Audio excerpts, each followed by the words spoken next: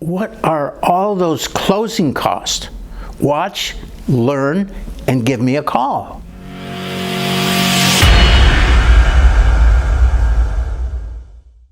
Hey, this is Chris the Mortgage Pro. People ask me about closing costs. You know, closing costs are different from the down payment. Certain programs have a requirement that you put a certain percentage down.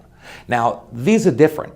They are fees such as we have appraisal, we have a credit report, we have processing, we have underwriting. These fees, they're standard things. But then we have escrow fees. Now, the escrow company gets paid certain fees, and some of them might be a doc drawing fee. They might have a printing fee to print the documents. There's going to be a notary fee. They're going to have a loan tie-in fee. If there's a loan tied in with the transaction, they're going to add a couple of $100s on. We also have title. They have numerous fees. There's recording fees to record the loan with the county so that it's your house and we guarantee it. So all these fees together, they can add up to quite a sum of money. Now, on top of the fees, there are other costs. What are they? Well, depends on what month of the year, depends on how many months' taxes we need to get so that we put them in together in an impound account so your payment, you make one payment, includes your taxes and your insurance. When we start the loan, basically you're going to pay 1 year and 3 months homeowners insurance up front. We're also going to pay, if we're in April, we're going to put 3 months taxes. If we're in September, it's going to be 9 months taxes. So it's something that's out of our control, but it's something that we have to come up with the money for. And depending on the loan amount, we'll also determine what are the fees from the title and the escrow company.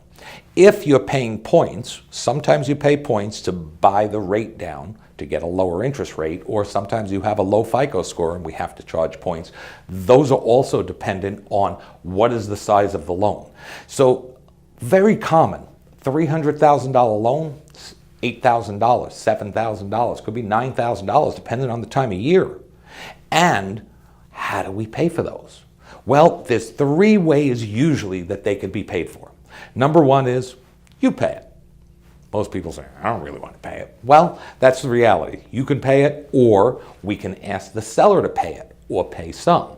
Very often, we'll ask the seller to pay $8,000 in closing costs. And the seller's going to come back and say, I'm not paying $8,000, but I'll help you out. I'll pay $4,000, or I'll pay $2,000. Now, in a very competitive market like today, when you make an offer on a house, we really don't want to ask for closing costs, because what are they going to do? Which offer are they going to accept?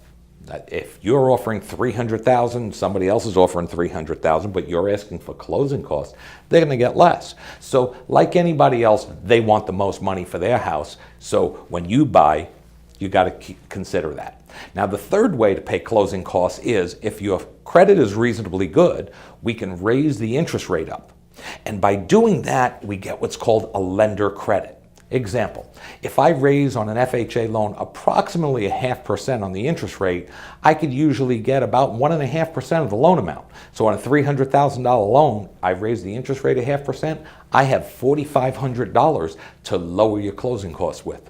So sometimes you pay some, the seller pays some, and we raise the rate a little bit, and we get that combination. It could be any combination of the 3, 1, 2, or 3, but that's what closing costs are. Now, there's a couple of closing costs that are paid up front, and that is an appraisal. The appraisal is paid, it depends on what type of loan, whether it's a VA loan, FHA loan, or a conventional loan, what type of appraisal is required, so the fees can change just a little bit within $50 to $100.